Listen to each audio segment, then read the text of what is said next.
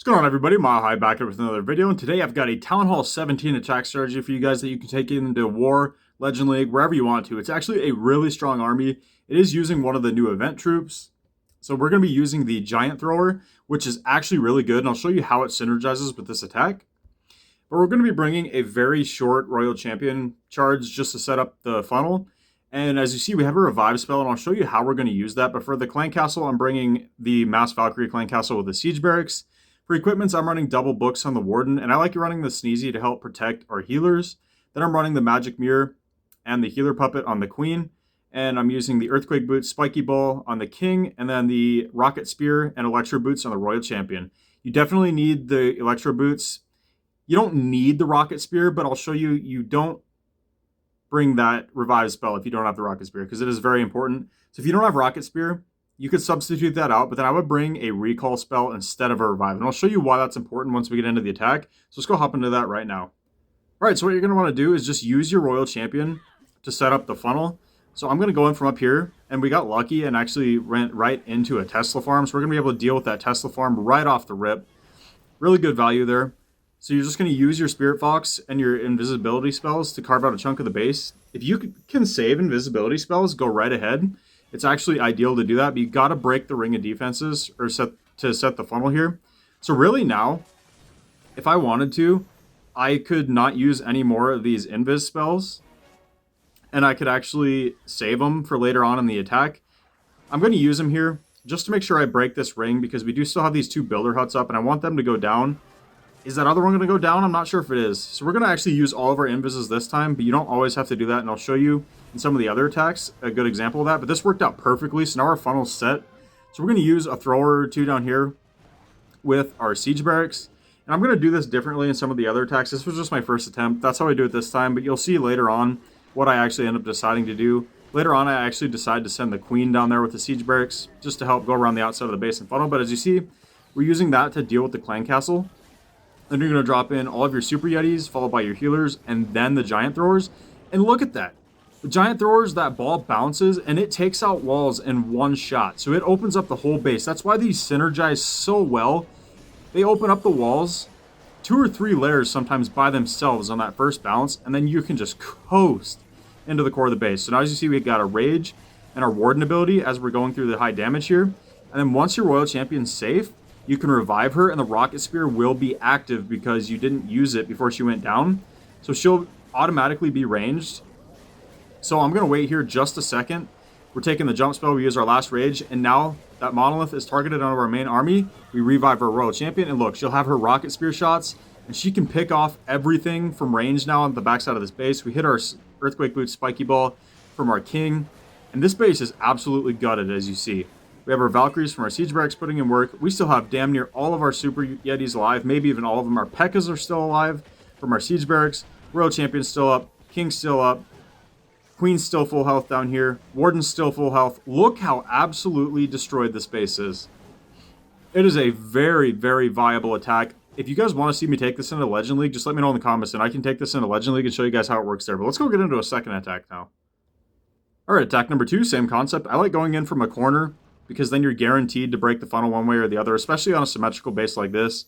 If the RC goes left, great. If she goes right, great. Doesn't matter. We'll just adjust and go in with our main army based on which way she goes. As you see, she takes all that trash out at the top with her Electro Boot aura, which is perfect. Now she's going to start targeting this Ricochet Cannon. She's going to take out these Teslas, the air defense. Getting pretty good value here.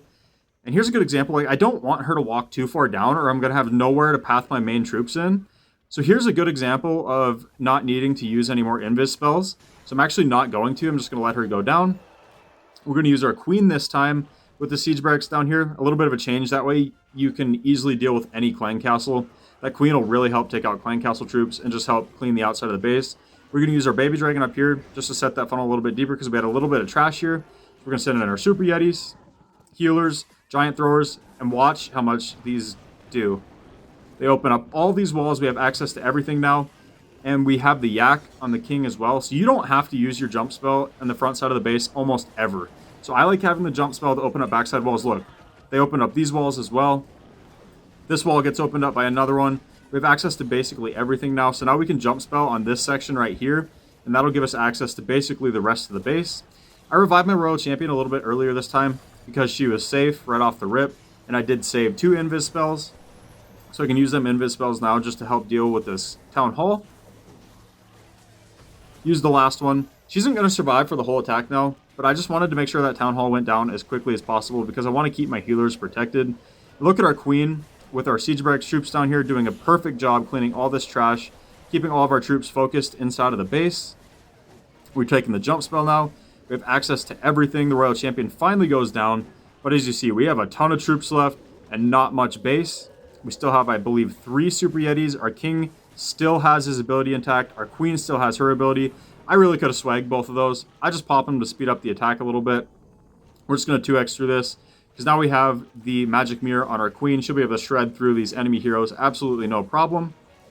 I was a little bit early on that, obviously, like I said, but I was just doing it to speed up the attack because I knew this base was crushed. The Minion Prince is going to be a little bit annoying here. Like I said, that wouldn't have been as close if I would have saved my abilities until they actually made sense. We've got to backtrack now, take out the Clan Castle, and another easy crushing 3-star. So let's go get into a third attack now, and I'll catch you guys there. Alright, third and final attack. Again, going to go in from a corner. That way I can set the pathing down here to path all my troops through in that L shape of the base. My Royal Champion does kind of wander over a little farther than I expected her to, but honestly, perfectly fine.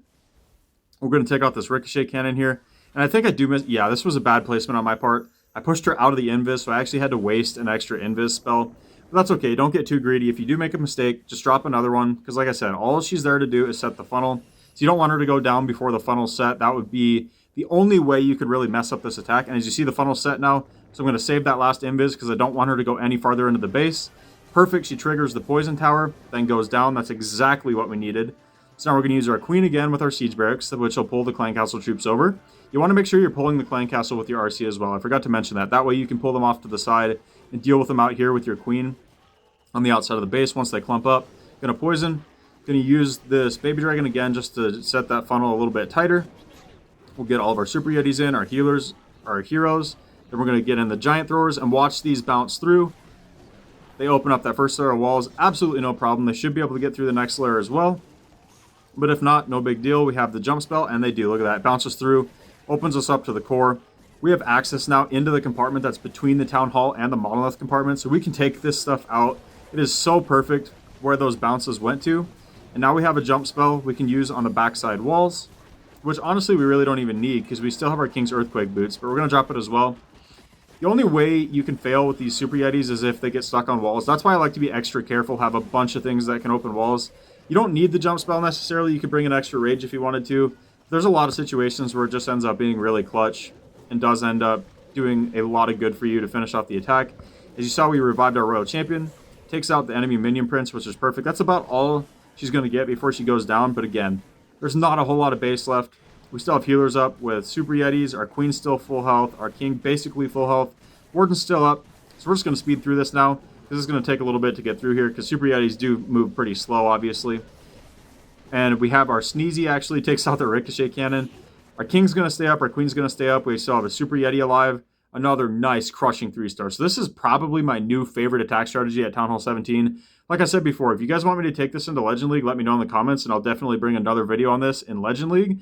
Let me know how it works out for you guys in the comments. Drop a like if you guys enjoyed this video, and I'll catch you guys next time.